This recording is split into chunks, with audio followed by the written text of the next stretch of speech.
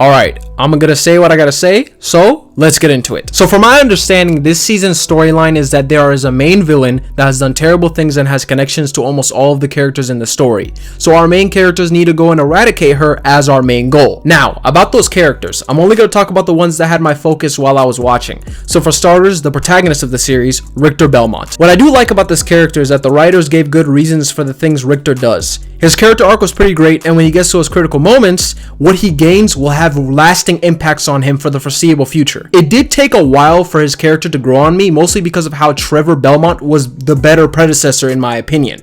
The character of Richter didn't click for me until those critical moments, like I said, so he became a cool character later on, so he was pretty cool. Now, with the character of Annette, I did not like her for the majority of the series, and this is solely based on her personality. It was too aggressive for me, and I do understand why she's like this. And it does make sense based on her backstory, but it was still too much and got very annoying, like how Sylvie was in Loki. No.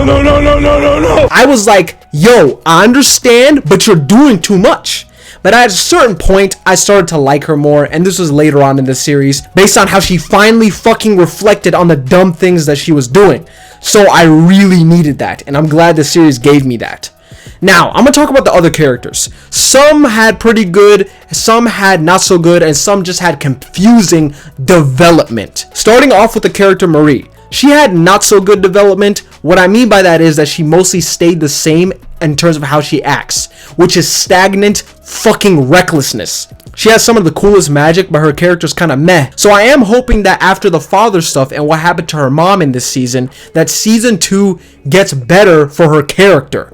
But overall, she's pretty meh. Not terrible, but just pretty meh.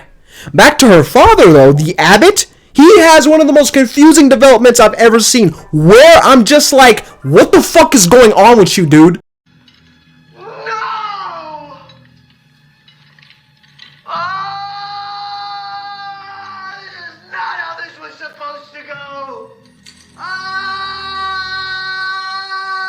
And that's pretty much where this dumbass goes for me. Now, the mother, Tara. She has her own backstory and has a big connection towards the main villain. It had me very interested in her throughout the season. And at the end of it, she does something very selfless, putting her at one of the top lists for me. I really do like her. Putting her in a really good category of good development. So she's really cool. Now, I think this character here was very abrupt in terms of how they added him into the series, and his name is Juiced Belmont. I think he was a good character for what was going on with him, but I am kinda disappointed with this introduction, because now we have a not so good explanation as to why he knows so much about Richter. If there was just more of him, he could have been an awesome character, for me at least. And I hope he comes into play in season 2 because he is a living Belmont with a treasure trove of history. So I really hope he comes back to give him that OG knowledge that he needs as a main character. Now, a disappointing character, Edouard. His character was confusing. That's pretty much all it really was. He was all over the place to me. First, he is a human being, but afterwards he is a night creature. Then he controls the other night creatures with his fucking singing. This character for me was not properly conveyed, so not as good as all the other characters in my opinion. And that's all the characters I wanted to talk about on our side of things. So now, the villains. When talking about the villains of this show, they're the ones who are mostly moving the plot forward in season 1. Firstly, the sub-villain, Olrox. This character was pretty interesting for a couple of episodes because of what his backstory says about what could have happened. He really could have been something of a vengeful character for the Belmont family, but what happens is he just pops in here and there to move the story forward until he later on betrays the main villain and helps the protag and his friends. I understand he can get sentimental and it makes sense for the moments that were given to him as a character, but Dracula also had those sentimental moments as well. So Olrox being more of a villain makes sense and could have been explored. I'm sorry, that's my opinion on Olrox. No matter how much I like him in the series, I feel like he was kind of wasted in the villain department. Another villain here is Drolta. With this character, she's just a follower type of villain, so she's pretty solid all around when it comes to her following her role and being a foot soldier following orders. So I don't really have any complaints with Drolta. Now, the final villain I want to talk about, the person who matters most to the story as a character, the person who has a connection to almost every character in the series, the main villain Elizabeth Bathory.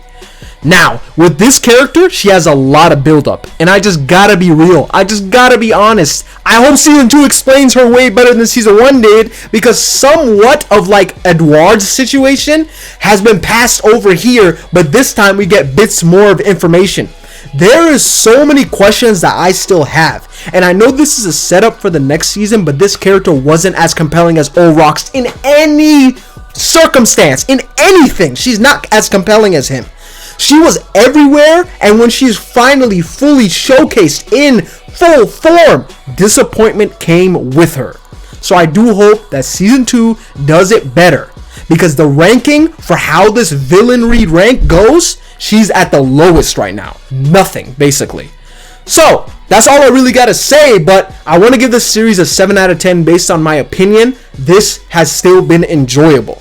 There are many things that have to do better in the next season, because if they want to make another great story like the last one, they have to make this show have better connections in its narrative. For the next season, I hope every character understands one assignment, and if we do get sidetracked, if we really do have to go off to other plot lines, I really hope the connections make sense. So, yeah. That's all I'm asking for personally. So yeah, be sure to like, subscribe, share the video with the rest of your village. The comment section is down below for you to use. Be sure to be respectful, and yeah, I am out.